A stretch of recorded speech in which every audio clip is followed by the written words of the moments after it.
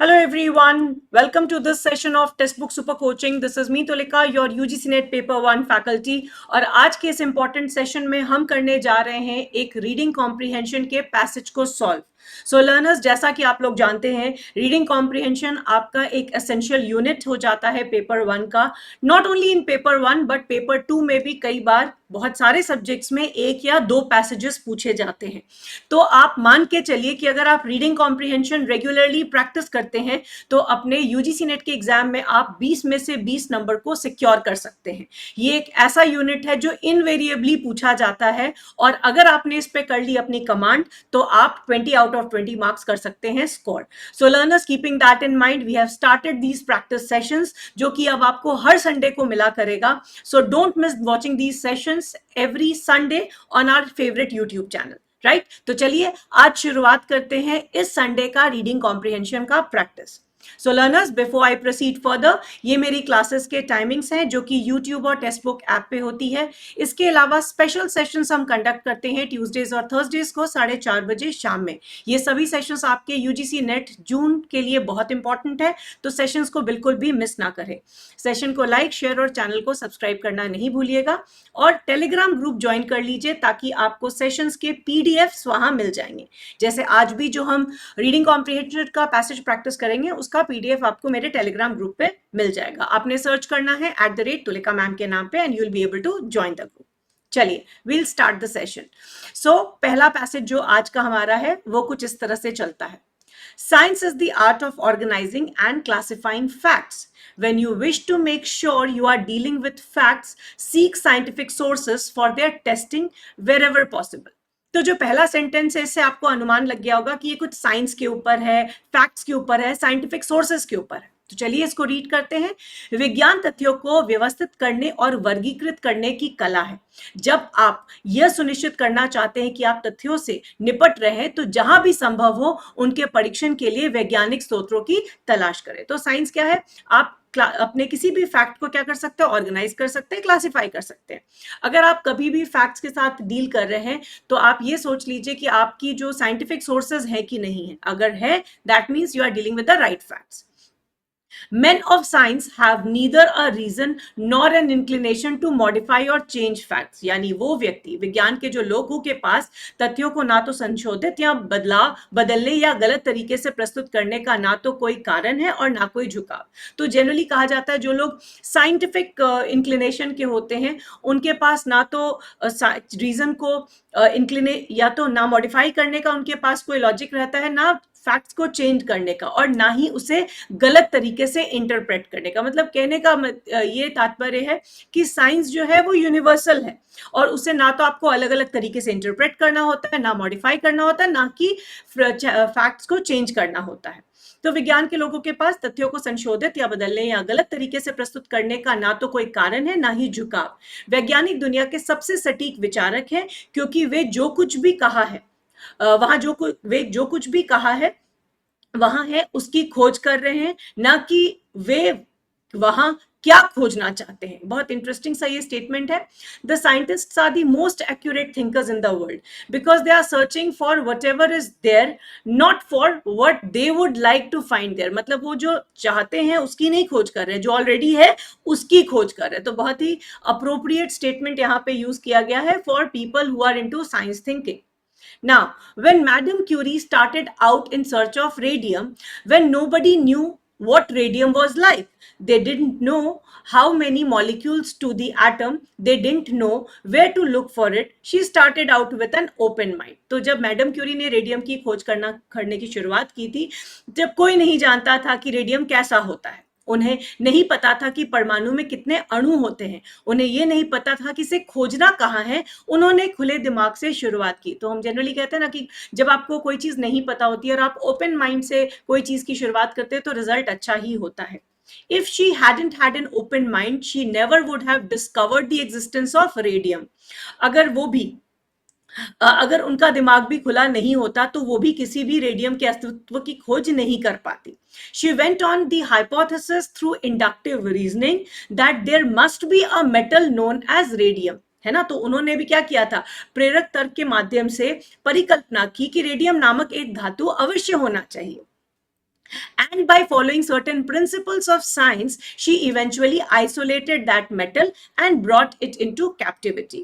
तो उन्होंने पहले हाइपोथेसाइज किया और इवेंचुअली इंडक्टिव अप्रोच लेके चली और जो स्टैब्लिश प्रिंसिपल्स ऑफ साइंस थे उनके माध्यम से उन्होंने इस पर्टिकुलर मेटल को आइसोलेट किया और उसको सबके सामने प्रस्तुत किया। और विज्ञान के कुछ सिद्धांतों को उन्होंने पालन करते हुए उन्होंने प्रेरक तर्क के माध्यम से परिकल्पना की कि रेडियम नामक एक धातु अवश्य होना चाहिए और विज्ञान के कुछ सिद्धांतों का पालन करके उन्होंने अंततः उस धातु को अलग कर लिया और उसे कैद में ले आए। राइट, तो ये हमारा आज का पैसेज है जिसको हम करेंगे सॉल्व। इससे बेस्ड क्वेश्चंस हम करेंगे answer. Before I proceed further learners, हमारा फाउंडेशन बैच 3.0 की क्लासेस जा रही हैं लाइव, जो आपकी बिल्कुल फाउंडेशन से तैयारी कराते हैं for upcoming June JRF exam, जो कि 2025 में होने वाला है। तो थ्योरी और एमसीक्यू के माध्यम से पेपर 1 और ये सारे subjects of paper 2 are there in the offering. तो अगर आप भी बिल्कुल स्ट्रक्चर तरीके से तैयारी करना चाहते हैं तो get yourselves enrolled today. So the first question, madam Curie discovered, क्या उन्होंने डिस्कवर किया था? मैडम क्यूरी ने क्या खोजा था? मैनी मेटल्स, रेडियम, मॉलिक्यूल या एटम? कई धातुएं, रेडियम, अणु या परमाणु? सो learners, question number 1, the correct answer is, जैसे कि आपने पैसेज में पढ़ा है कि मैडम क्यूरी ने डिस्कवर किया था रेडियम। उन्होंने एक इंडक्टिव अप्रोच लेके शुरुआत की थी और फाइनली डिस्कवर किया था radium with all the various qualities. तो the correct answer for this question is B, that is radium. Moving to the next question, men of science are, विज्ञान के पुरुष होते हैं। जैसा कि आपने पैसेज में देखा कि there has been certain statements stated about the men of science. तो are they prone to changing facts, क्या वो तथ्यों को बदलने के लिए प्रवृत्त रहते हैं? क्या वो मिस रिप्रेजेंट करते हैं फैक्ट्स को, तथ्यों को गलत तरीके से प्रस्तुत करते हैं? The most accurate thinkers in the world, दुनिया के सबसे सटीक विचारक हैं। प्रोन टू थिंक इनएक्यूरेटली, गलत तरीके से सोचने के लिए प्रवृत्त है। तो आपने ये पैसेज के माध्यम से ये बात समझ लिया होगा कि जो मैन ऑफ साइंस है, according to the passage, they are the most accurate thinkers in the world. ना वो चीजों को मिस इंटरप्रेट करते हैं, ना चेंज करते हैं और ना ही इनएक्यूरेट तरीके से अपनी सोच को प्रभावित करते हैं। सो बिल्कुल वही चीजें खोजते हैं जो ऑलरेडी स्टैब्लिश है, वो चीजें नहीं खोजते हैं जो वो खोजना चाहते हैं। So that is how men of science have been defined in this passage. Next question, which of the following is true, निम्नलिखित में से कौन सा कथन सत्य है? Madam Curie had a closed mind, madam Curie का दिमाग बिल्कुल बंद था। Madam Curie had a dream about a metal, madam Curie ने एक धातु के बारे में सपने में देखा था। Madam Curie discovered radium by following the principles of science, madam Curie ने विज्ञान के सिद्धांतों का पालन करके रेडियम की खोज की। Madam Curie already knew what radium was like, madam Curie को पहले से ही जानती थी कि रेडियम कैसा होता है। तो तीसरा क्वेश्चन में आपके पास 4 विकल्प हैं और इन 4 ऑप्शंस में से आपको ये बताना है कि कौन सा स्टेटमेंट बिल्कुल सही है एज पर द पैसेज। साथ ही साथ लर्नर्स, मैं आपको बता दूं, जब भी हम रीडिंग कॉम्प्रिहेंशन को सॉल्व करते हैं हमें अपने लॉजिक नहीं देने होते हैं, we have to follow the approach of do as directed. तो जो क्वेश्चन पूछा जाए पैसेज के अनुरूप आपको उसने आंसर करना है। सो जैसे कि हमने पैसेज में ये बात पढ़ी थी कि मैडम क्यूरी ने डिस्कवर किया radium by following the principles of science. तो उन्होंने जो ऑलरेडी स्टैब्लिश्ड साइंटिफिक फैक्ट्स थे उनकी मदद से इंडक्टिव अप्रोच लेके खोज की रेडियम की। तो C will be the right answer for this question. Question number 4, science is the art of, तो पैसेज में साइंस को बताया गया है कि विज्ञान एक कला है। किस चीज की कला है?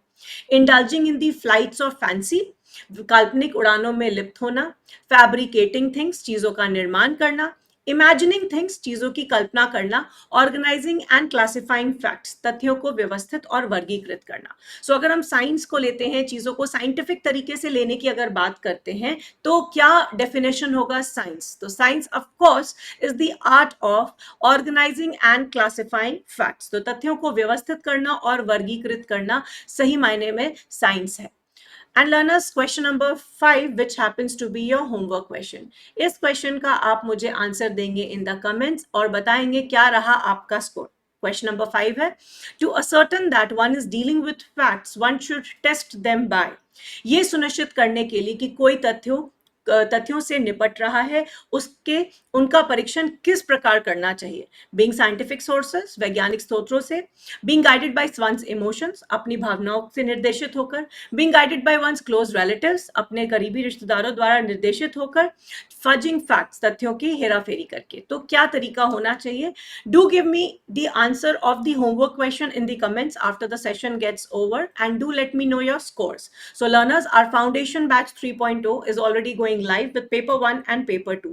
तो यहाँ हम आपको स्ट्रक्चर्ड तरीके से थ्योरी और एमसीक्यू के माध्यम से तैयारी कराते हैं जून यूजीसी नेट एग्जाम की, और आप अपना जेआरएफ का सपना कर सकते हैं पूरा। So get yourselves enrolled.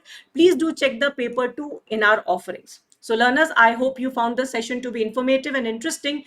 Every Sunday we are going to bring a passage for all of you to practice with me so that आपका reading comprehension भी हो जाए perfect. Thank you so much everyone, and I'll see you in the next class. Don't forget to like, share and subscribe, and don't forget to answer the homework question in the comments. Take care. Bye bye.